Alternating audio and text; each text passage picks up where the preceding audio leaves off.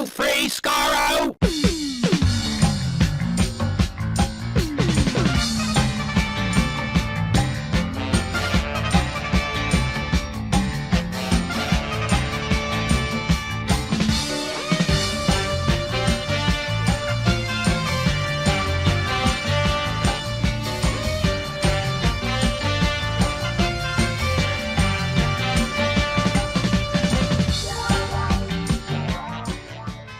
Hello, everyone. Welcome to Radio Free Skaro, episode number 961. I am Stephen in Edmonton. Born in Vancouver. And Chris in Edmonton. This week, we review the return of Stephen Moffat to Doctor Who for the first time, but not the last time, in Boom! On Magna Carta Day, no less. On Magna Carta Day. All calculated. It's amazing. Quite shocking how that worked out in the timing. But first off, we want to point out a couple of pronunciation corrections that I think we've all been making. Not only us, but actually the actual person in jail. So a video came out that had Ncuti Gatwa, there's your clue right there, and Billy Gibson answering random questions about stuff. And Gatwa said that, Millie asked, how do you pronounce Ncuti? And he says, it's actually Ncuti. Now, I'm trying to say that now because we've convinced ourselves that it's just Shooty. He was telling everyone that it was Shooty when he first became into prominence with sex education. And then his mom said, you idiot son of mine, it's Ncuti. And so he learned at age 26 how to actually say his name. So I guess the rest of us get a bit of a pass, but it's Ncuti, Gatwa, Ncuti. Yeah. So it's Mr. Gatwa. That's how I'm going to. Mr. Gatwa. That's how I'm going to say it for now, to not screw it up. Yeah, and second, and this is relevant and ties into the actual episode. It's Varada Sethu. AKA the new companion, which we don't know the name of, but who appeared, of course, in Boom, which we're going to review right now.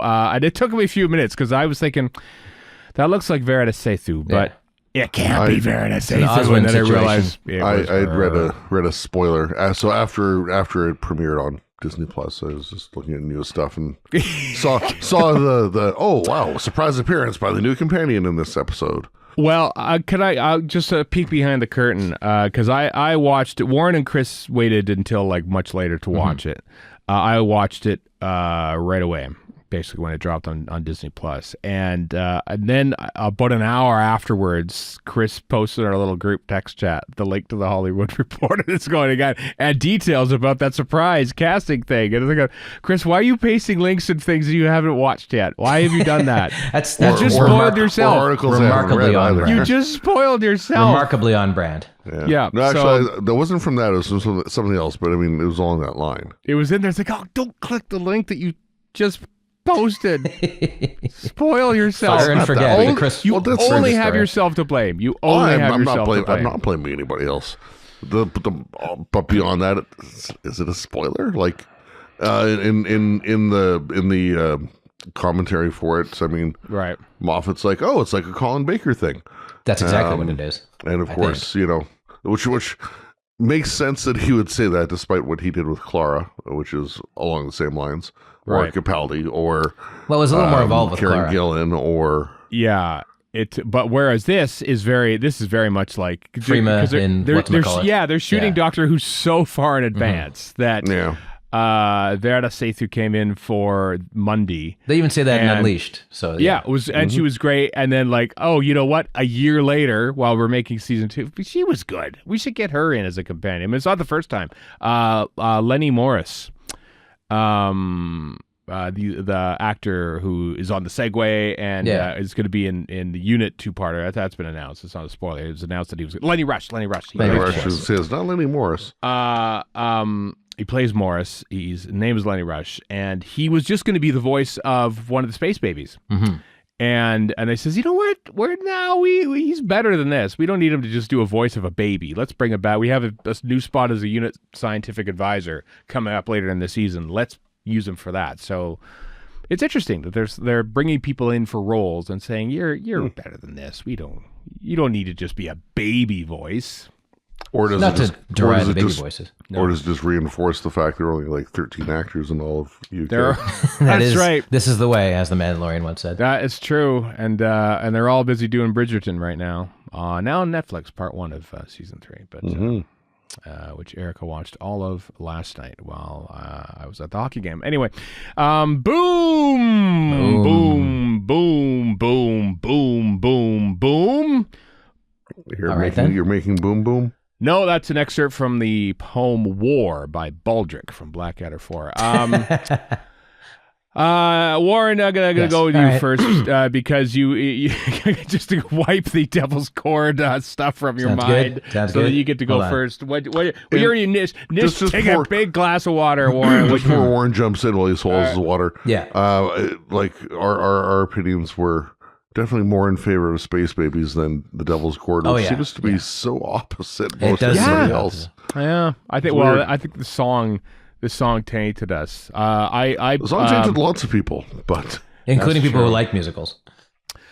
That's true. Yeah, like it's funny. We recorded Saturday morning last week, right? Mm-hmm. Yeah. And so we hadn't been exposed to what the general the opinions were, but now that a week has sort of passed, the song isn't as popular. It's all like, oh, you just don't like musicals. It's like, well, that's just the Goblin song too. There was a reckoning on that one as well, I think. Yeah, I did a fan edit, and I part of it made it to Twitter. I tried posting it on Facebook, but it immediately got pulled out because I put Beatles songs in it. You see, but I did. I did 3 things. I used the last chord for A Day in the Life. That was excellent, by the way. John Paul pressed the piano, which makes sense. You can't copyright a chord, right? And then I put in the Magical Mystery Tour over the song. Much better. And the timing is like perfect. It's weird how that happened. And then at the end, they're dancing along too. I put in the piano part from Maxwell's Silverhammer. Nice. Which from the actual Abbey Road. So... And I thought it made it better. I took a sad song and made it better, I thought. But boom, boom, Maxwell Silverhammer. Boom, yes. Crashing down upon his head. Does that count? Did we? Is it a copyright strike right there just by saying lyrics? Okay. No. Boom, Warren. Yes. What do you think? Your initial impressions. As we all know, I think we all in agreement. Moffat is our favorite showrunner and probably one of our favorite writers, if not our favorite writer. And this is full of Moffat-y tropes, but I was happy to see Moffat-y tropes. So just going in with that bias. I know a lot of people don't like Moffat, and I do. So just know where I stand with this. Yeah. And he does, hit his usual tropes, but they're all tropes that are good. So as far as I'm concerned, so like the whole thing, and plus. And he says this in the commentary too, like, or maybe it's in Unleashed, but one way or the other, he's like, the doctor is going to go in and solve this problem. So what do? You strip away anything you can do, and you do tension, which we normally don't do, which he's right. They don't. And they did a very good job of that, I thought.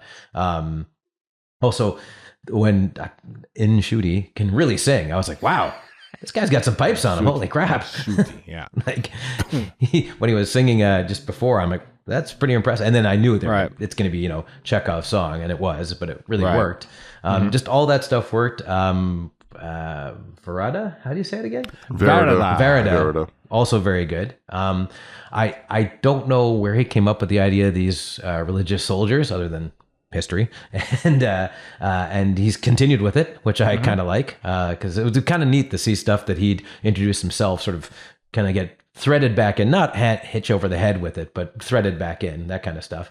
The ambulance that is basically there to kill you. the hold my beerness of, wow, you think this show is woke? Well, here we go. Which was pretty good. Let's see what else.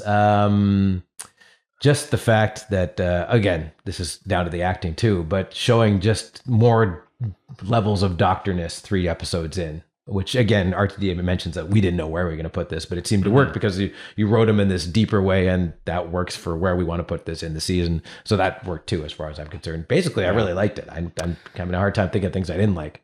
Yeah, I know. I liked it, too. Chris. And I'll talk about the technical stuff later when we get to that. Oh, yeah, we sure will. This is just the opening statement, so to speak. Chris, your initial impression of it, without dipping into the notes yet, but...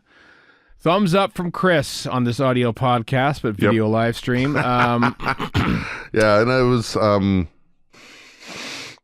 had so many notes that I can probably skip now about Moffat-isms. There were so many in here. Quite a few, It's yeah. like it's tough to go back and not do things that you did. I mean, guess. RTD is doing the same thing, and if Chibnall has been around longer, That's he'd do true. the same thing That's too. just it. I am of two minds of that aspect. At one point after watching it the first time, Right. I turned to Kat and I said, "Should I be annoyed at how many callbacks there are to Moffat tropes?" And her response was, "Well, if I want a Moffat script, I want a Moffat script. So no." Yeah. That's And what I so- paid for. Did pay for it. trying Well, I to- did. We did pay for it. We did pay for Disney Plus. So Yes, we did. Yeah. So I'm trying to go more toward that end of things than to be annoyed by the fact that we've got the Anglican Marines in the 51st century and yeah. I don't know. Do I want to do my notes? No, I don't want to do my notes. No, yet. you don't. We're just Not doing yet. open Not yet. statements Not right even now. about that. Anyway, yeah. I'd seen some people say like best thing in 5 years, best thing in 10 years, and I don't know about that. It's very good. The tension was something we don't see very often, which I really liked. RTD referred to it as hard sci-fi. I'm not too sure about that, but it's a lot closer than Doctor Who often is. Yeah. Hard sci-fi, certainly compared to the first two episodes that we saw this season. Yeah, Not that there's anything wrong with going off in other directions too. So No. And I'm sure we'll talk about it more, but just to touch on it briefly, the scene between Gatwa and Gibson, between the G's, Right. leading up to her handing him the casket to do the counterbalance weight thing, was just great. Yeah. The whole if we live, I'm going to be very cross at you for a very long time, and if you die, I forgive you for being so stupid. Yeah. I know. It's very Capaldi-ish. Kind of. Yeah. I mean, I could see him doing that scene. Sure. I mean, sometimes you think, oh, that I saw some people sort of say, oh, that line seemed very Capaldi to me. No, I think it just seemed Moffat. I think Moffat is written for the same doctor across three doctors. Honestly, I think Moffat has always had Capaldi in mind. Yeah, I mean, the War Doctor is kind of Capaldi light. Yeah, when you get down to it. because I mean, when he was casting the 11th Doctor way back when, they were thinking, well, maybe let's go for an older actor. And then Matt Smith came in third audition on the first day and wowed him and says, well, we got to do him. And I also love the reference in the commentary to that. Moffat saying when he wrote the 11th Hour, he had no particular actor in mind, and then because he wrote it before they cast Smith. And then when they had cast Matt Smith, people went to him and said, "Oh, I love the rewrites you did to make Smith fit into this." And he's like, "I didn't touch a word." No. We'll probably get to this, but that was interesting, the behind the scenes where they talk about how they know a lot less about the Doctor than you think they do at the time they're writing this thing. It's interesting. Including RTD writing it, Yeah. Or as you said earlier, they didn't know where in the series it was going to even be slotted. No, I know. We assign so much as fans. They think, oh, that's an 11th Doctor. Not just us. Everybody does this. People think that there's more to this stuff than there is. Yeah. No, I listened. As you say, Warren, Moffat's our favorite era of the show, and going into this, especially after the lighter approach to the first two episodes of the season, I'm thinking, we're gonna like this one, aren't we? Although I've seen people, I've seen people talk about how there's two-handers. That's what Moffat's best at. I'm like, RTD's pretty good two-handers too. He's pretty good too. He's done a pretty good job of those before. Yeah. Hey, come on now. Moffat just has. I've got more specific stuff later on, but Moffat just has a way with words. He absolutely does. That's what I miss the most is his wordplay. RTD is no slack on that either, but Moffat is the best. He's the goat on this stuff. He is. Yeah, he really is. It's I don't know. It's just like there's so many times when it's been a piece of dialogue or a plot point or something where Moffat just seems like an utter magician. Yeah, throwaway stuff too. That's the best part of it. Just a throwaway line. You're like, man, that was your throwaway. Well, we have a reference to a throwaway line from 2005 in here. So I mean, Oh right, the villain guard. Explain that to me, because I don't remember that. Yeah, I didn't either. I had to look it up. But. Gowa's pronunciation of Villengard was. I thought it was just a mushing together of villain and blackguard. No, nope. yeah, I know. No, When it's you think about it's villain, called back to the Doctor dances. Oh, okay. Yeah, it is. Or Empty Child Doctor dances. That's what made the medical pod or something that. Okay. Isn't it? Is that what it no, was? No, Villengard is where the Doctor destroyed their factory and built the Banana Grove. Banana Grove. Right. Okay. That is right. No, I like this episode a lot. Another trope is the a father's love saving the day, the Moffat era. I mean, that seems to happen. It's like Steven Spielberg always includes something about fathers in his movies, and Moffat can't get away from it either, it seems. But so that was like, okay, we're doing. Well, with Spielberg, it's again. well documented. Him and his dad did not get along for a long time, so that's I don't know what Moffat's deal is, but that's Spielberg's deal. I don't know, but I feel like he's going through something because he always sort of includes a father's love in his episode. Well, he talks about that in the commentary about how like RTD does not have kids, and he's like, this is the most profound thing to you for sure. Like, yeah, that's true. It's interesting seeing different approaches from people who don't have kids. I imagine if the three of us wrote an episode, we'd go like, there'd be no children in it for one. Well, for one thing, don't include children or pets in your story. That's just good TV advice because it's that much extra work. That's true. I do like puppies, though. Oh, I love puppies, but I wouldn't want to work with them on a TV show. No, I guess not. I would like to work with puppies on the backstage. I would just have a job where I just hang out with puppies and get paid for it. Done. Why not? Let's do that instead. No, I love tension in Doctor Who. I love seeing Doctor Who actors do that. I thought Ncuti Gatwa was excellent in this. This is the type of Doctor performance that I love. I tell you, Millie Gibson and Ncuti Gatwa are superb together. They just have a natural spark that is there. Best pairing since the Sixth Doctor and Melanie Bush. I think you're right, Warren. You could just tell. They're legitimately having a great time.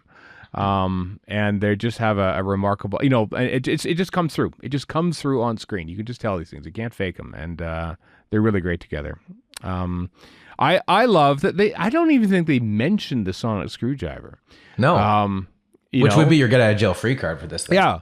But obviously he just sort of ran out. And just, wait a minute, somebody's calling for help. I mean, you could write something in that's like, oh, you turn that on, it'll blow the whole thing. But but he didn't even bother, so that's fine. Didn't even bother mentioning it at all. Yeah, this is like just going back to the Sixth Doctor. This is what the Sixth Doctor would do because he didn't have a sonic. So, yeah. So that was great. So, yeah, I liked it a lot. I liked Boom a lot. It took place in one set essentially the whole time. And for the most part had, I mean, we'll get into it, I suppose. He did check his pockets, Eric, as Eric is saying in this. The comment, because we're on live stream and we're on YouTube, by the way. But I think he was looking for his key. Yeah, I think so, He was looking for his key at the end. And he left the door open, my personal pet peeve. Because Millie hands him the key. Yeah, didn't have his key or his sonic. He was that eager to help people to run out of the thing, so he was not able to drop the sonic device. The Trepidal's got to. Also, drop it. Leaving the TARDIS, Ruby locks the door manually, whereas traditionally it's just you shut the door and it's locked. I guess so, but sometimes, So I don't know if that makes it double locked. It's like me checking my door is locked several times a night. Yeah. For no good reason. Yeah, Warren is 15 minutes late to everything because he's busy. He's got the OCD trying to turn the lock. Well, try it again. Okay, it's locked. And then just to address Erica's remark in the chat about the sonic opening the TARDIS, there's also the what should we call it with the snap snapping. Fingers, yeah. Well, the key fob to our car, you can open it without even have to unlock it, just as long as the car recognizes the key fob. But if it doesn't recognize in proximity, just like you don't have to put the key in the engine into the as long as you have the key, you hit the button and the engine starts. That's true. That sounds problematic as a non-car owner. Here's how keys work. I know. Yeah, you don't know these things, Warren. This is all strange to you. But I don't like cars. No, so you don't like a lot of things. That's true. I don't. You did like this episode. Yes. I mean, we love to focus on how they make this show on this podcast, and I imagine that Chris, you alluded to it. I'm guessing that there's probably a few of the technical elements on there. Yeah, absolutely. Yeah. This was the first instance of a LED screen, often not the volume, to as but the volume, screen. but as The term I put in my notes was fractional volume. Fractional volume. Because they talk about in the commentary. They talk about using the Unreal Engine for. It is the same technology, it's which just is not the the same whole as what they volume. use on the volume. So, Yeah, it was just a curved screen. It was hired from I can't remember the name of the company. Ice VFX or something. No. It was Paul Kirkley wrote a preview of it in Doctor Who magazine, and they mentioned the company. I can't remember what it was, but it's one that has actual volumes in Toronto. For presumably the Star LA Trek too, shows, I think, and Vancouver. Oh, okay, They have all right.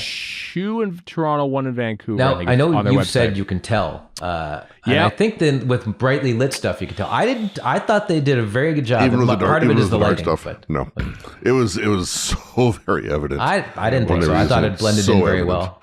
So, that's just me. I guess I just like Doctor Who more than you do. Never mind. Maybe.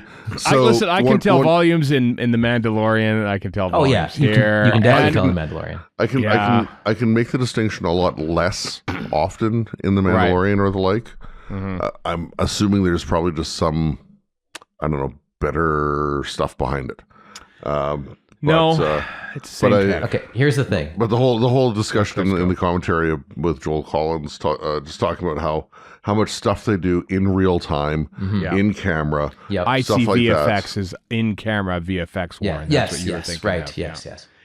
In camera VFX, aka Doctor Who special effects from 1963 to 1977. But there's 3 things really. 1, I thought they did a very good job. 2, we have watched crap effects from way back in the day and just accepted it. So how come we can't accept this? It's weird, isn't it? Yeah, it's like, and I can't accept this, by the way. I know. I can tell a volume. I'm just learning to nope. That's. But a volume. I mean, come on. That's a volume. CSO puppet dinosaurs. Come on. like this is. You don't know how good you got it. There's no rational explanation. Yeah. No, but I can tell. I can tell when. Like in the Rings of Power and other shows that are on boats at sea. Yeah, of course. There's clearly some going, and they probably use the volume or LED screens there, and it's like. And this is my third point. But then you watch like Master and Commander. That is on. Sure, that's ocean. a movie, and the whole thing is devoted to being on the water, as opposed to some not throwaway, but part of the whole show. Even the Curse of the Black Spot, you could tell that's actual water. They actually shot it on a boat on water, and it looks better than the Rings of Power. But I would rather have a show expand what it can do, and you can have more of a vista and all the rest of it, and tell more of a story. Yeah. And you get 10% less realistic, fine, whatever. Like that's fine with me, as opposed to we've got to devote everything for those dorks that need to be exactly right, Yeah. I just find that it takes me out of the experience. Yeah, but so does shooting it on videotape on a stage. Like it's all it's all made up, guys. It's like George Lucas said, I've used this quote before when people were complaining about blue screen. He's like, if you go on a movie set, you walk behind him, they ain't a building. I know that. I tell you what, though. I tell you what did impress me is that the shot of the camera zooming into the TARDIS, the TARDIS set in behind them. Yes. Is also the LED screen. Like it's just a little patch. If you took the TARDIS, the wood away from the TARDIS, you'd see that little patch. That was brilliant. That is so genius. That was impressive. I got to tell you. And it moves with it. Like that's crazy. But you're right. You don't often see it in the actual scenes in the crater. It's mostly in the battlefield and stuff, and which is great. And that when they talk about it, it had to be a set, because if you try to have a quarry for 20 days it took to shoot this thing. Yeah. Put that in perspective. It used to take 13 days for an entire episode, 45-minute episode of Doctor Who. And then they spent 20 days just in that set, just alone. Just to be technical for a moment, like as they run out of the TARDIS. So that patch has to be whatever, parallaxing. Yeah. And then the rest doesn't. Yeah. Right? It's like which is it's nuts. like Scene Sync from Meglos. Yeah. Yes. Which we'll get to. Yeah. Oh yeah. The commentary, folks. If you have access to the InVision commentary with Russell T Davies, Stephen Moffat, and producer Joel Collins, we will be talking about that throughout this episode, because possibly more than the episode itself. There are revelations that came out of that was remarkable. But worth your 45 minutes if you have the. Yeah. Chris, you had notes. We could use those as talking points now if you wish to go through. Well, I wouldn't mind actually and I don't think this is actually in my notes, just to talk a little more about the commentary, because it is very, very good. But just like RTD and Moffat geeking out about Meglos, Right. or Joel Collins saying that his like lifelong best friend is the son of Douglas Camfield. And RTD turns to him and is like, Douglas Camfield was a very big deal in Doctor Who, you know? Yeah. And then when he mentions that he was on set for the Brain of Morbius, Collins, yeah. And they're both losing their minds. They both just lied. They just, did he explain about the different faces? When he said, I mean, he was like going. When he said Meglos and Scene Sync, I was. Oh my God! I laughed out loud. I was like, "Oh, beautiful! That's a bona fide right there." Stephen just said them talking about the Morbius doctors. Yes. They were just Collins have like no clue of what that means. I like how the guy who was on the Brain of Morbius said, as a child, just doesn't have a clue what's going on. Did you meet Tom Baker? Yeah, and I like how we're just gonna get into this. I love how like they push him on it. The episode's happening, kind of like it's happening now for us, and they're busy talking about this, and then they mention, and apparently John Pertwee and Wally Randall, as he said, owned a restaurant together. It's called Pertwee's Burgers. Which sounds like a joke, but it isn't. And then, Moffat and RTD were sort of like thinking, that can't be real. No, I think you're misremembering. And they was like pushing it. But that Wally Randall is Walter Randall. Walter Randall is an actor who is in a lot of Douglas Camfield productions. And so he was a friend of his. And so after this happened, I did a search on the internet, and literally the first thing that came up was something that a Twitter account called Yesteryear popped up. And sure enough, from 1976 to 1980, there was a shop in Acton called Pertwee's that takeaway cooked meals. Which shouldn't be the proper title, not Pertwee's Burgers. Yeah, Pertwee's Burgers. So that probably wasn't it. Today, now it's a kebab shop in Acton. Which reminds me of when we were in London and we went to Adequate Kebab. Right. It was like, that's right. The greatest name ever. Is it the same one? I don't know. I don't think we were in Acton so. ever. No. But yeah, and a couple of Stephen Hatcher and Andrew Mark Thompson, of course, of both of Hoover's, commented on a Facebook post about how they had heard about this, and it was basically kind of like a project like for out of work actors could like work at this restaurant while in between gigs and stuff, is what Pertwee and Walter Randall. That's eminently practical, like, because actors are out of work a lot, and they don't make as much money in England as they do in other places. So I think Ian Fairbairn, another Douglas Camfield confidant, was also working in there from time to time too. So that's what Stephen and Andrew Market said. Yeah. So look at that. So we discovered new things, or at least the wider world discovered new things about Pertwee's Burgers in that commentary. I encourage you, if you can, to watch the Envision commentary. It's so good. It is superb. And also in Unleashed, the RTD and Moffat just start talking about the nature of the show, and I could have listened to that for 3 hours. Like I'm just like, why do we only have 5 minutes of this? Come on, give us the raw studio footage. Exactly, of that, absolutely, right? yes. I've seen that. I've seen that chopped out and put on separately on YouTube. Not by any like official thing, just some random. Of course not. But it was. I mean, that whole the Unleashed was fun to watch anyway. But that was pure nerd gold. Yeah. Anyway, was that enough of your before we go on? Yeah, sure. Why not? Okay. Yeah. Let's see. Moffat's billionth love letter to Doctor Who. or at least his 49th. No problem. I love in the behind the scenes video, which I know neither of you have seen yet, where he goes, he was asked, because it's different. The behind the scenes on YouTube is much different from Unleashed, which is great.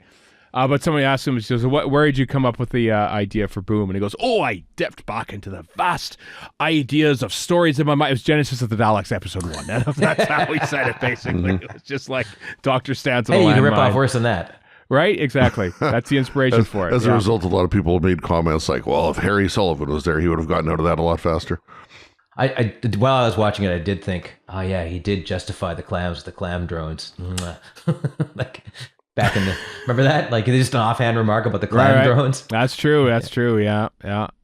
So that's where he came up with it, which I thought was pretty great. But yeah.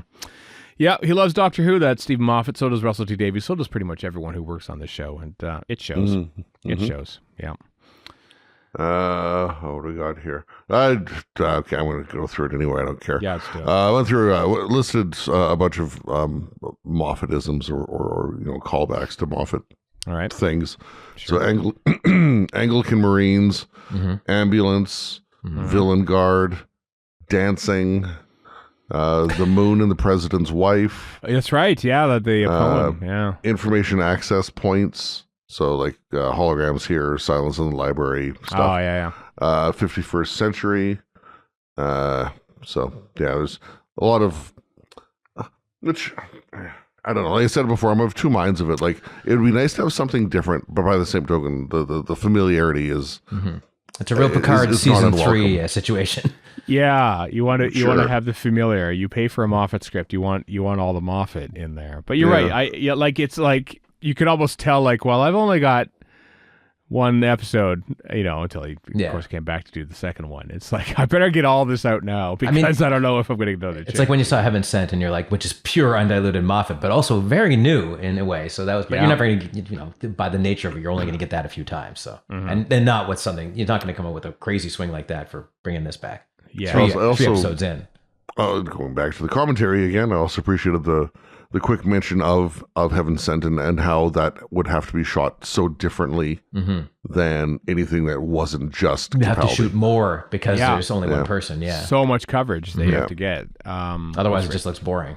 And then Moffat alluded to Rachel Talalay, and all was well. Yep. Yeah. I love the line, "Everywhere is a beach eventually."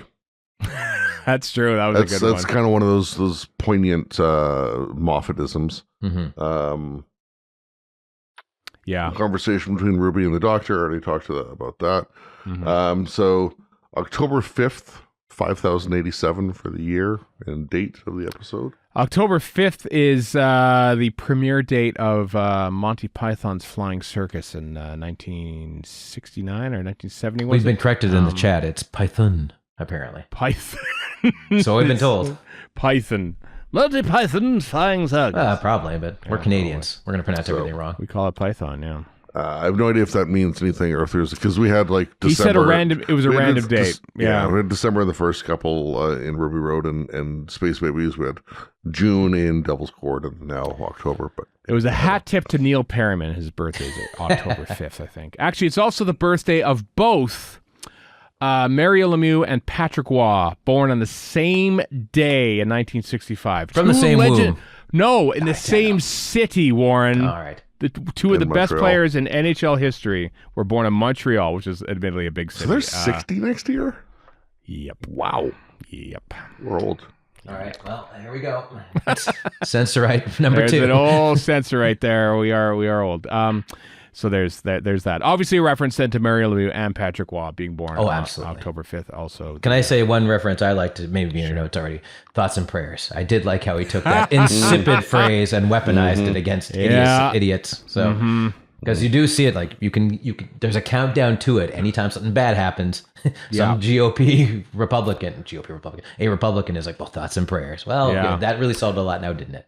I wonder if Villain Guard actually maybe hit up the Marshal in the Armageddon Factor and it wouldn't. I would say you're reaching, but it's Moffat, so maybe starting a war. There are no Casterians on Casteria. Damn it, that was one of my notes as well. Yeah. Anyway, continue, Chris. Yeah, sorry. Obviously. Vader's parents were Agnes and Millicent, so nice same-sex couple there. Right. Millicent, of course, being Millie Gibson's full name. In my own head, it's probably Melanie. Anyway, her name is Amelia. And in the Hollywood Reporter thing, it talks about how those are actually the names of famous suffragettes, but Moffat didn't actually know that. He just kind of came up with it. So really? So he says, wow. yeah. When Ruby is shot, so if we want to maybe talk about the direction for a little bit. Right. Was Julianne Robinson? Julianne Robinson. Yeah, this and Space Babies were the production block. Yeah. I love Doctor Who. So when Ruby is shot, just the direction. So we've got the slow-mo, her fall down the pit into the crater was filmed with like multiple different angles. Especially the stuff from above looked really good. And most importantly, props to her stunt double. Right. Who visibly just like drops sizable chunks of space. Rolls down a thing. Like there's no rig she's involved. She's gonna hit a mine. She's gonna hit a mine. Falling off and thing. I mean, realism, of course, is real because it happened. But it looked so good. Yeah, it did. Yeah. 3 times, I think she did the roll 3 times in total, I think is what she did. And Yeah, we watched The Fall Guy recently, so I have a more of a slight. Oh, I always had a keen appreciation of stunt work ever since I saw the Sarlacc pit scene in Return of the Jedi, seeing Peter Diamond of Doctor Who fame hurl himself into the Sarlacc pit on a few occasions there. And then Tamura Morrison dragged himself back out several decades later. Peter Diamond died for you, man. I'm sure Tamura Morrison is racked with guilt over this. Right, By the way, in the chat, Katie Beth says hello to my Jodie Dolly, who's right back there. So hello back, she says. Yeah, hello back. Yeah, she says it right there. Yeah. She speaks to Warren. You can't hear her, but I can. Yeah. Yeah, next week, Warren gets replaced. By the Jodie Dolly. Just any other initial thoughts on Robinson's direction on this one?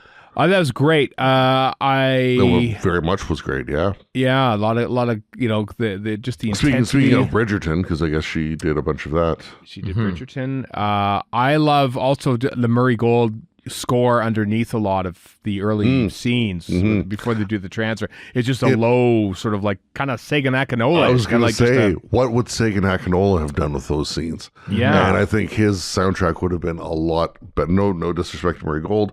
Not a huge fan of his, but Akinola, just the nature of what he produced.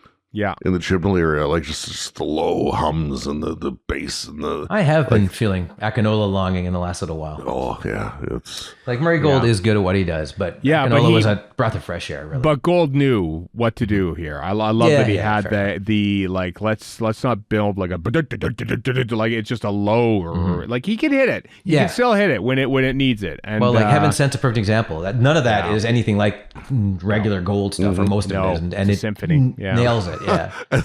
And then they dedicated a whole disc to that. Well, they should have. It was really good. They should have. Yeah, on the like when Gold does well, he does very, very, very well. He does. Yeah, and then he got into like triumphant stuff, towards the end once Father's Love and all that sort of came in. It's like, okay, here's the Murray Gold that we remember. Which isn't bad. It's just we're used to it. We are. Yep, a little bit. He's had some missteps. He's had some amazing stuff. So yeah, he has. Yeah. He's also cranked out 10 years worth of Doctor Who music, so it's not all perfect. More. I mean, to be fair, more the 11th sure, now. Yeah, a lot. So I mean, how is it all going to hit 100%? It isn't. So yeah, it's hit more hits than misses. Let's put it that way. I think so. Yeah, I think so too. Yeah. Yeah, I have no particular complaints about Gold's score here. Yeah. That's the way you put that. I have no particular complaints.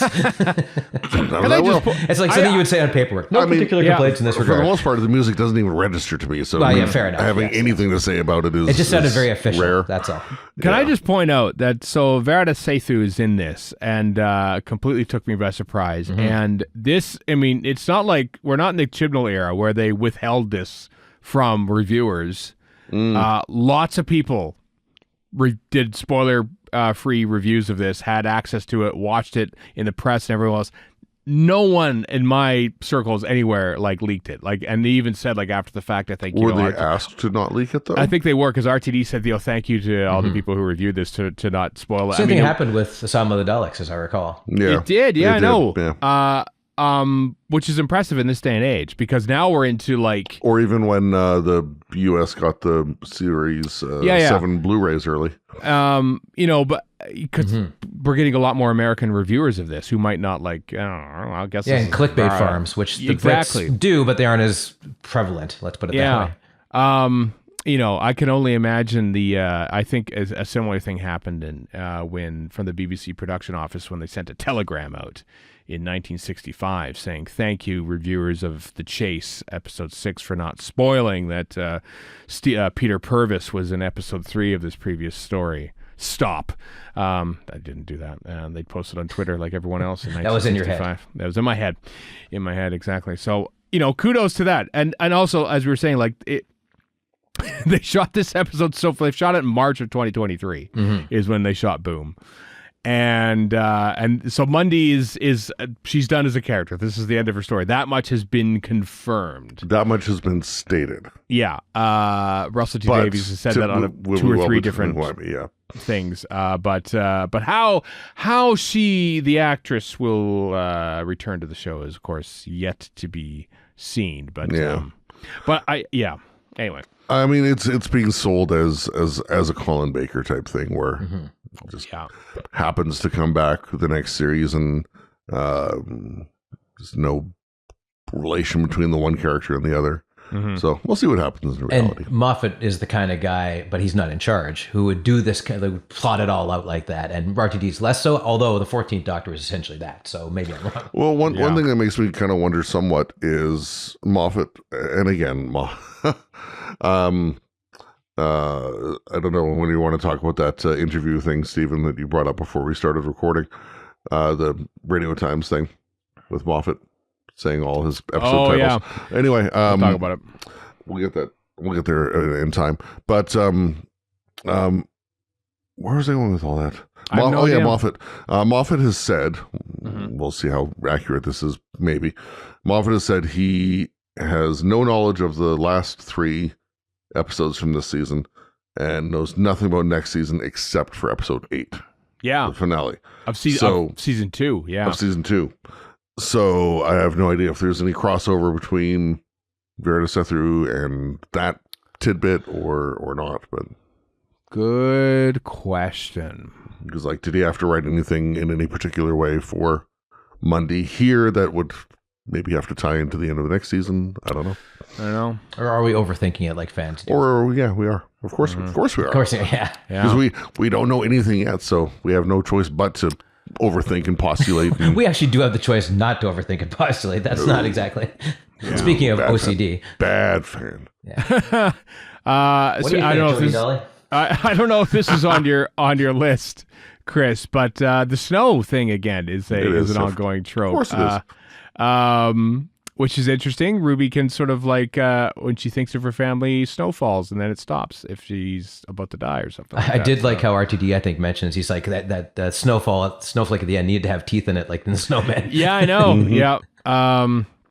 Or somebody else stated it's like a literal snowflake just to maybe, yeah. I don't know if they'd actually thought of that, but thrash maybe. the anti-woke brigade. I don't know, but. To tick off the rabble rousers. That's true. Which good. Consider them ticked. Yeah, snow. But you're right. Ruby is kind of shaping up to be. I mean, we'll see how it plays out. But she is kind of a bit of a mystery box companion, kind of like how Clara was. It is Clara, yeah. Yeah, and that was the next thing on my list. So we've got the next steps in the Ruby mystery. So next of kin not being known. Because, I mean, the ambulance knows how old she is and whatever, but next of kin, I was surprised it doesn't say, because strictly speaking, her next of kin would be her adoptive mother. Obviously, her own mother. Well, obviously, but this the machine next of only kin goes... here is going biological. Exactly, yeah. Yeah. Next of kin, the ambulance can't identify anything. We've got the snowfall from the snowflake at the end. Yeah, and then the whole concept of fighting against nobody. There are no Casterians in the mud or in the fog. There are no Casterians on Casterian 3. There are no Zeons on Zeos. Yeah. I mean, that's in a lot of sci-fi. Like, I remember what's that I don't remember the name of it, but there's a Star Trek where they're fighting a war and people just voluntarily euthanize themselves to simulate the war, right? Even though it isn't actually happening. I can't remember. It's an old TOS one, but... right. But then that wasn't new then either. I'm sure there was in books and stuff before that. Yeah, probably. As I think our group, our chat has a ongoing range war about this between Eric and John Smith. On a Limits episode, yes. yeah. What was I going to mention? I was going to mention something, and now I've forgotten it. I've forgotten what I was going to mention. No, go down the list then. The Marshal in the time loop. I don't know. No, it wasn't anything about that. Fire. It was about the actual episode in question. Soon my mushroom clouds will burst. It's a random thing because they also mentioned it in the commentary, and I thought the exact same thing when they saw the ambulance. There's your Susan Twist appearance, by the way. There's a whole lot of Susan Twist in this. The robots. Does this remind you of the L7 robot from Mysterious Planet? Yes, it hadn't until they mentioned it, but yeah. L1 robot. L7 is Drathro, right? No, L2 or L3 was Drathro. Okay, you know the one I mean, the one that Drathro's the big one with the horns. It looks like real metal, like real, especially since those have. The one's piloted by Janet Ellis's father. Especially since they have like the string shooty things, just like the one in Sontarnish. Yeah, that's right, actually, yeah. Oh, I didn't even notice that. Actually, and also Mysterious Planet, because that's the one that and then like pulls them up and wouldn't it be great if that glorified table showed up in the Suntown experiment? Yeah, exactly. So yeah, they did remind me of that too, which is amusing to me. Maybe it's the same tech. I don't know. Anyway, I wanted to throw that in. Yeah, A Taste of Armageddon is the Star Trek episode, apparently. Oh, right. Whoa, A Taste of Armageddon or the Armageddon Factor. See, Doctor Who ripping off Star Trek. A Taste of the Armageddon Factor. Yeah. A Taste of the Armageddon Factor. That's actually a cooking show.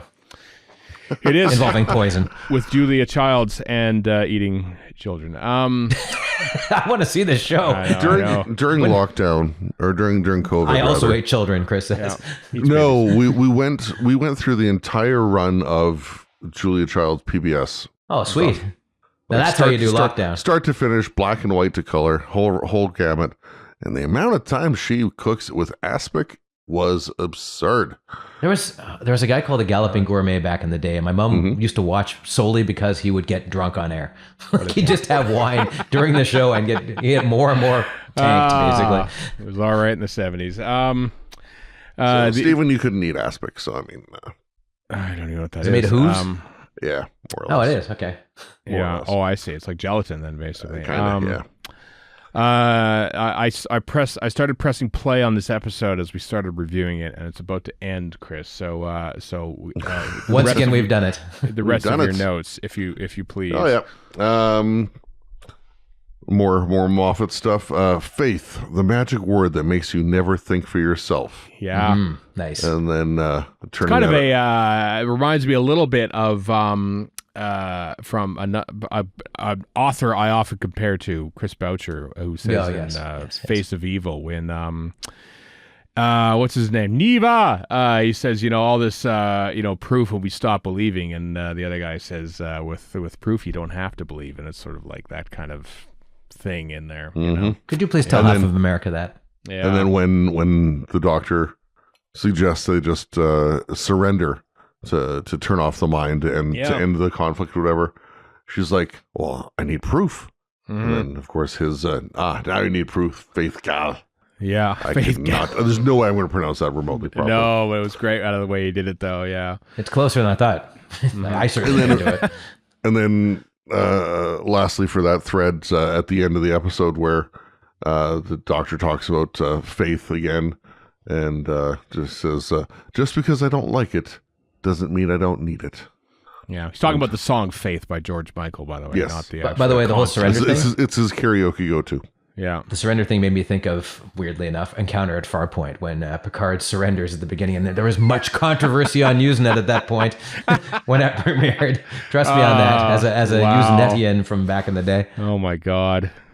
1987. Like, I can't believe it. Surrender. That's not what Star Trek does. Well, it does now. Sorry. They're busy slagging off Time and the Ronnie. Just wait a second. Fan controversies. Yeah, just a second, Time and the Ronnie. This needs direct attention now, too. All of science fiction has gone to hell in 1987. Anyway.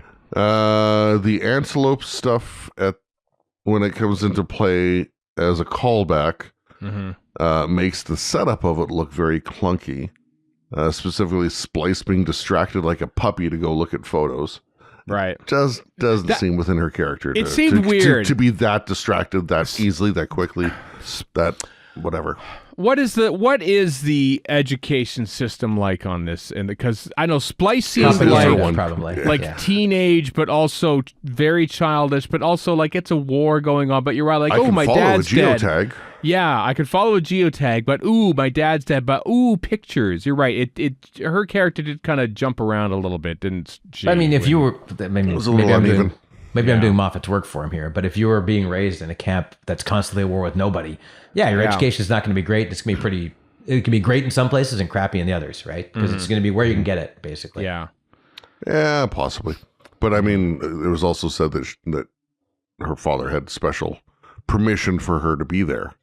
So I don't know. Which seems, again, to bring it back to Encounter at Farpoint, kids on the Enterprise, what the hell? It's a warship. I don't know why I keep harping on this, but... That's proper Picard. That's why, Warren. That is proper Picard. Not like seasons 1 and 2. Yeah. Attention, this landmine will induce fail-safe immolation shortly. If you are not the selected target, please stand clear. That's very Moffat. That's very Moffat. Like smarmy bureaucracy thrown into something fatal. At the end, when the mind gets disarmed, I loved all the X's around it just to represent kisses. Yeah, I noticed that too. Because it's kiss, kiss, kiss, kiss. That is very, not to keep saying this, but that is very Moffat. The kiss, kiss. The little aside thing is very Moffat-y as well. Even the landmine prop, I thought, was kind of looking similar to the Thal landmine or Khaled one that Tom Baker steps on in episode 1. Well, I mean, how many different ways do you make a landmine? A little more digital, right? I mean, yeah, a little more digital, but like there's like a grill. I want to say around. I haven't looked at the pictures, but I feel like I don't. Yeah, there's only so many ways you can make it look. I mean, that's true. Or but it doesn't look like a landmine. I mean, yeah, very true. The Doctor will be popping in now and again. He says, "Is Mundy's story actually over?" Yes. He won't never go back. Apparently, RCD has said something about Splice is meant to be important somehow, and then the Doctor says, future president or something. Yeah. Well, you can come back when she's older and it's a different actor. How many future presidents does Doctor Who meet? Like quite a few. Courtney, lots of places with presidents, though. Yeah, that's true. That is true. And then one of the more profound Moffat aphorisms. There's hardly any time we're not dead. Mm-hmm. Yeah. Just, thanks for cheering me up with that one, Moffat. In the grand scheme, our lifespans are pretty minuscule. Yeah. They suck, quite frankly. Yeah. Your lifespan sucks. And basically, third appearance of our friend. Which made me think of the Doctor Dances, where he's like, "What's life but nature's way of keeping meat fresh?" Yeah. Which apparently he used in some previous show as well, and gets annoyed when people remember it from Doctor Who and not the original use. Well, sorry, we didn't all watch Press Gang or something like that. Are you a real fan if you haven't watched Press Gang? Yeah. I also know the line that says "snow isn't snow until it falls" was actually a line that Moffat cut from the Christmas Invasion, and regretted Christmas Carol rather, and regretted cutting it because he thought, "Why did I do that?" And so found a way because there's a billion good lines in Christmas Carol, so that's true. Yeah. It's overloaded. Varada Sethu, I don't know if we need to talk anymore about her stuff. She was good in it. Yeah, she was really good in it. As far as like the character set up and her return as an actor, and well, she talks about it in Unleashed, so yeah. Yeah, I'm looking, because I've seen her in literally two things. That being a battle-worn revolutionary in Andor, and now a battle-worn revolutionary in Doctor Who. A somewhat more cheerful one in Doctor Who than in Andor. I'm looking forward to seeing her range as the new companion when said companion comes on our screen in a year's time, or earlier, perhaps, or later. Who knows? Who knows? Just noted some of the callbacks to old Who. So we've got Genesis, which is all that really matters. Genesis of the Daleks, of course, with the Doctor stepping on a mine. Yeah. The Skyboat song. Troughton played that on the recorder quite a bit. Which again, Moffat says he didn't realize. He didn't realize that, really. That's what he says in the Hollywood Reporter thing. Yeah. Oh, I seldom read that. I would have thought that'd be a lot more overt with that specific song, but all the Anglican Marine stuff. So Time of Angels, Good Man Goes to War, Time of the Doctor sort of stuff. I like that I think he mentioned that in interview too, about how, like, for most of history, the church has also been the army. Oh yeah, he's actually right about that. Well, the Doctor says that to Ruby. Yeah. Oh, is that what it was? Yeah. I mean, South America would like to have a word. Oh yeah. And then 51st Century, i.e. Talons of Wang Chiang, Fish Fingers and Custard, and next week, The Horror of Fang Rock. That's right, in Wales. Next. Well, we'll talk about next week. But and then so the LCD screens in the fractional volume, and then the last thing I've got, which is something that just blew my mind, the encampment, where the lead dude is interviewed by Stefan Pawad. Took 4 weeks to build. Yeah. And it was on screen for 81 seconds. There's so much detail too, like stuff you're not going to see. Like I'm playing Fallout 76 right now because why the hell not? And the amount of detail they shove into a game is what this reminds me of. Like maybe you come across this folder that has some story in it. That's kind of the level of stuff they were doing there. And they said, and they're right, like you never see this. but it adds to the feeling. And it does. I can't explain it, but it totally does. It absolutely does. 81 total seconds. Not even consecutive seconds. 81 total seconds. They built that entire set. Probably because it gives more verisimilitude to the actors who then bring that to the screen, right? So This here is Disney money. It's not all just, LED screens. It's like the time. That's all it is. I remember Sylvester McCoy saying the making of Doctor Who, making of Silver Nemesis. And it says, if I wish we had more time. That's all we know of. I don't need more money. We just need more time. That's always been TV versus film. The reason film can, because they've got time to devote to 2 hours as opposed to however many, 26 hours back in the old days, right? Exactly, yeah. Which is why you could do all the stuff you've seen of why they look different. And now they don't as much, but it's still time. Like, even though you can make it look better, that's still there. So this is why it takes the same amount of time to shoot 9 episodes. Exactly, episodes of the Christmas special now that it took to shoot 14 episodes. Because technically speaking, you are making a movie at this point. Now, I kind of hate the whole we're making a 10-hour movie, because that barely ever works. No. Like Andor is a great example. Break it down into the little 4, 4, and 4 or whatever it was. Yeah. It's a much better show, right? And Doctor Who is different because, like we mentioned, like this production block was Space Babies and this. And those are two entirely different tones. Absolutely, yeah. Zero shared sets because we don't even see the TARDIS set proper in this episode. And so you're not really making a 2-hour movie. Doctor Who's always been like that, though. As I talked about in the commentary several times, this was a cheap one. Yeah, he said this was the cheap one. Well, it wasn't. It wasn't in the end. Well, it was cheaper. That's what it was. I'm just waiting to see, because like they haven't.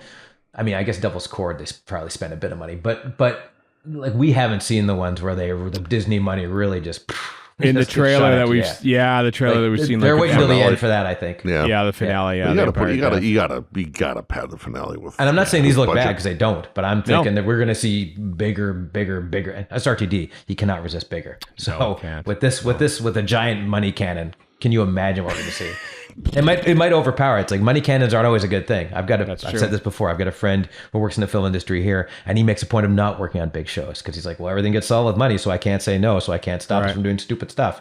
Whereas in a lower budget show, you can stop people from doing stupid stuff. That's true. Yeah. Is that it for your notes there, Chris? Is that all I got there? Yeah, it is. For Boom. Yeah. Clearly our favorite episode of the season so far. I think we could probably say. Yeah. I mean, Church of Ruby Road is probably my second best. Yeah, I mean there are lots of stuff, but and I didn't mind Space Babies, but yeah, Devil's Cord, no, thank you. Yeah, I know. I still love all Doctor Who, but yeah, Boom is definitely more up my alley. But tell you what, 73 Yards, which of course is Ian Levine loved it. Oh, thank God for that. Said to you. Thank God for that. Love Boom or love 73 Yards? So the Doctor Who official Doctor Who podcast had a preview clip of 73 Yards, and it's an extension of the bit that we see in the Next Time trailer, where Doctor Who and Ruby land on a Welsh coast and say, "Oh, Wales!" and it goes like that, and then but the Doctor goes, oh, look at the sea up against the rocks. Oh, it's the war against the land, between the land and the sea, he says. Direct quote from that episode, which, of course, is the title of the supposed spin-off that went into production, or at least pre-production, in March of this year, supposedly featuring the Sea Devils, already seeded into next week's episode. We shall see. And then... may as well talk about that Moffat thing as well at this point, Stephen. What Moffat thing as well? That Radio Times interview. Oh, so yes. the Radio Times interview, which he mentioned in January. So, yeah. So, by the way, on TV Choice magazine, Tom Spilsbury interviewed Stephen Moffat. And it was a big, wide-ranging interview. Links in the show notes. You should read it. It's great. It is fantastic. And in it, fantastic. Moffat says, and he even tweeted this out, I spill my one remaining secret, the fact that he is indeed coming back to write the 2024 Doctor Who Christmas special. Yep. It's called Joy to the World. Moffat, being the clever clogs that he was, in being asked at the Radio Times covers party back in January, decided to say that, no, I'm not doing that. But he says, if I say something negative about Doctor Who, then it goes boom all over the internet, we said, and then he goes, it wouldn't exactly bring joy to the world if I came back and wrote Doctor Who. Which in retrospect, like most of Moffat stuff, is obvious, but it's never obvious until you think about it. Yep. So he spilled the episode title. So now we're just combing the rest of the interview to see if there's a third episode. By the way, and I hate to use this sentence, bring it back to Ian Levine. I was going to say, if he got preview copies of 73 Yards, there's something very wrong at the BBC he loved comms Boom. department. He loved I Boom. I know that. I'm just saying, if somebody's sending him preview copies, they should be fired immediately. Don't. No, he's just. He'll go back to hating it next week. Don't worry. They only send him screen grabs so he can do CG animation. So he can rip them off. AI, yeah. Violate copyright. With the very unlitigious Disney. That'll go great. Yeah. The happiest place on earth. If you're a lawyer. There are a few. There's a big Q&A on the official BBC Media Center page that's in the show notes. There's other things that we haven't read, but we'll point in your direction. Like the Hollywood Reporter doing basically weekly interviews, it seems at this point, with Stephen Moffat and Russell T Davies, both in the Hollywood Reporter. Variety has a big feature on Bad Wolf Productions, Jane Tranter and Julie Gardner, and how they've transformed South Wales into a buzzing hive of production. All that links in the show notes. It's become almost slightly passé that Doctor Who is just getting these don't look a gift horse in the mouth here. Come on. No, these massive profiles in. I haven't seen the Disney Plus ad since the season began on Stanley Cup playoff coverage. So I figured that's probably done and dusted now, but that's fine. It was the launch campaign, and that's over with now. It is weird to see though. And then maybe I'll just pause it until the finale. Possibly. Just 5 weeks away. Yeah. A complete aside. I was in Edmonton. Was it last week? And or was it the week before? And I was watching. My parents are watching Doc Martin, which they enjoy. And Simon Fisher Becker shows up, and I go, "Oh yeah, we interviewed him. I know that guy. He says happy birthday to me and pretty much everybody else on Facebook." Yeah. And my parents were just agog. They could not believe it. They're like, "You know that guy?" I'm like, "Well, not really, but I met him." Like they're like, that shocked them. That absolutely shocked them. Oh, the life we lead. Fellow. Yeah, he's a lovely fellow. Hey, here's some fun. No theme song anymore, but what do you want to talk about? Some stats? Let's talk about some stats. Doctor Who for the fourth time. Doctor Who is number 4 on Disney Plus on opening weekend. They've since paywalled the thing, so I can't tell you what it was, but on memory, Bluey was number 1.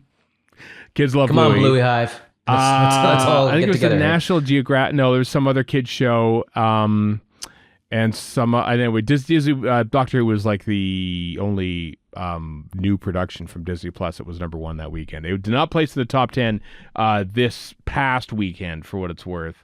On May 19th, for instance, the top 10 TV shows on Disney Plus are, here we go, Bluey. Understand this is like hours spent, so there's a whole backlog where there's not that for Doctor Who. So Bluey, Grey's Anatomy, Modern Family, Simpsons, X-Men 97 continues to be popular. Family Guy, How I Met Your Mother, Criminal Minds, Desperate Housewives, and Shogun. So only X-Men 97 and Shogun are the only 2 new things on Disney Plus there in the top 10 on May 19th, 2024.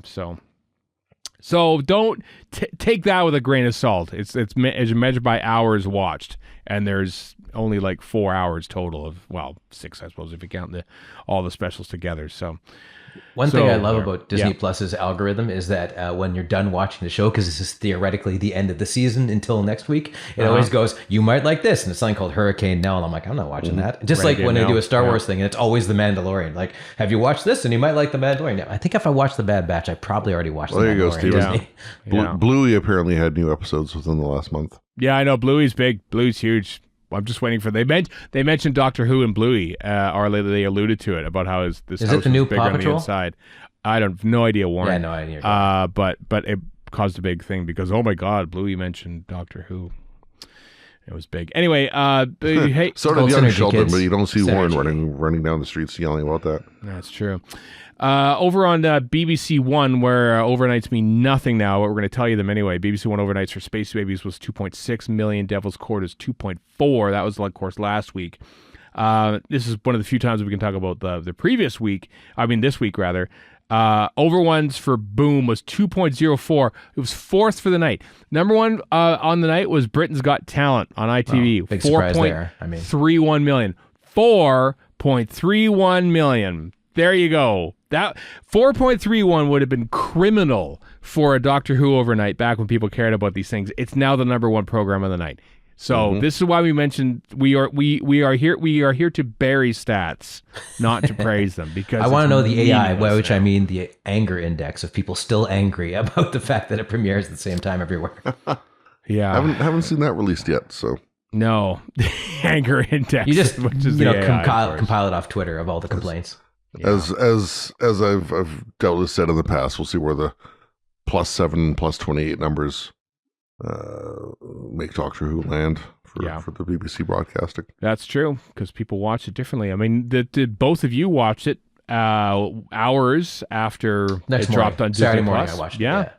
I watched it 6 minutes after it dropped on Disney Plus. Well, you're the better fan. Why so late? Obviously. I was finishing a work thing. So you know what? I'll finish this. It's there. I'll get to it.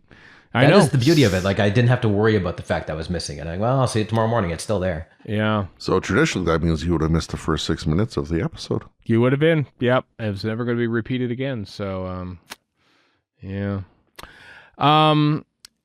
Speaking of coverage, so we mentioned Variety, Hollywood Reporter, all that. Ncuti Gatwa was on the cover of Time magazine. That's insane.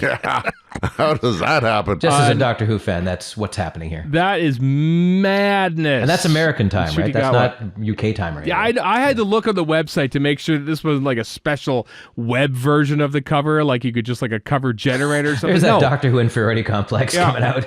Ncuti Gatwa on the cover of Time magazine. Absolute madness. And Time is not a Disney property. It was a Warner property. I don't know if it still is. I have all the Time Warner sort of. Yeah, but I don't know if that's still a thing. I That don't remember. I think they may have spun it off. I don't remember all the corporate shenanigans. I don't know these things, Warren. I don't know these things. No, I don't either. Couple quick Time magazine owner. Time Warner. Maybe it is still Warner. Okay. Who owns it now? So it was owned by something called the Meredith Corporation, and then they sold Time to Mark Benioff and his wife Lynn for $190 million in October 2018. Oh, wow. Chairman is, again, co-CEO of Salesforce.com. Business. Well, there you go. Yeah. A couple big Finnish things. The death and life of River Song. Last Words is coming out in August. Why is Jordan Peterson on the right-hand side? Hey, I'm in this episode. Me, Kermit the Frog. I mean Jordan Peterson. That's coming from Big Finish. Last Words. Is it the last words of I River like Song? Lobsters. Who knows? I don't even pay attention to that guy. No, I don't either. I just like making fun of his voice. Okay. Because I'm cruel. And also Doctor Who, the War Doctor, Morbius the Mighty, with Morbius! And the War Doctor. Jonathan... and the Sisterhood of Karn. Sam West, rather. And Daleks. Yeah, Daleks. We just...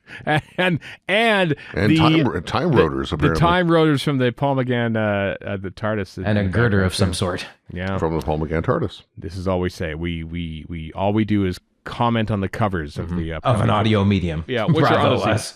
Great covers, by the way. Yeah, they are really good. The covers are really, really good. So there's a book with all the artwork in it, I think, or a couple of them, actually. Oh, there absolutely is. There absolutely is. One last note: our friends Brandon and Danica of the late lamented Dr. Hooch. Doctor Who, just going to say the Doctor Who Drunk podcast. They've been nominated for an Eisner Award. It's a big deal. For their essay on basically how their comic shop variant edition was shut down because of, first it was road construction, and then there was a massive basement leak or something like that. They basically had to find friends in the community and in the industry to help peddle their wares and stuff. They've since, as of literally 5 days ago, opened up a new location here in Edmonton, Alberta, Canada. And anyway, their article and their essay about their experiences of that have been nominated for an Eisner Award. So well done, Brandon and Danica. Ran into Danica at the screener for Tank Girl and Freddy's Dead when Rachel Talalay was in town. So it was fun talking to her back in March. So good for them. Hope they win that sucker. Mm-hmm. Yeah. that is it. Next week we did a live stream on Sunday this time around, kids. But next week, 73 Yards is on BBC One at 6:50 p.m. But we're going to be doing a live stream before that because it's Saturday, May 25th. Tune in on our YouTube channel at 9 a.m. Pacific, 12 p.m. Eastern, 5 p.m. in the UK. You could listen to our review and then watch it, the actual episode on BBC One. I don't recommend watching it and waiting until we do our review and then watching it after. Watch it first on the iPlayer and then come and check out what we say of it. So there you go. That is what's happening next week. We'll be at the halfway point of the season already, folks, which is kind of depressing. Gravy. Yeah, but that's fine. Doctor Who's back, and it's fun to talk about it every single week on this podcast. Hope you're enjoying it too. Until next time, everyone, I'm Stephen in Edmonton. Warren in Vancouver. And Chris in Edmonton. So long for now.